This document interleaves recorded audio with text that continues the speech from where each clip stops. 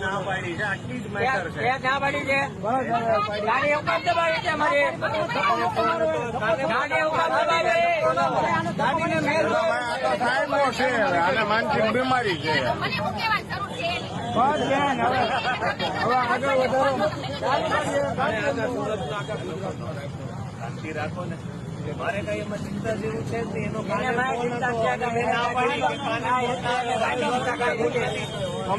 સરકારે અધિકૃત ચલાવે શું થાય તો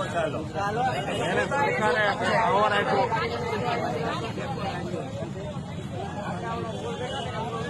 ફોન ન રાખે એ સારું કહેવાય પણ એને થોડોક સરકારે કોન્ટ્રાક્ટ આપ્યો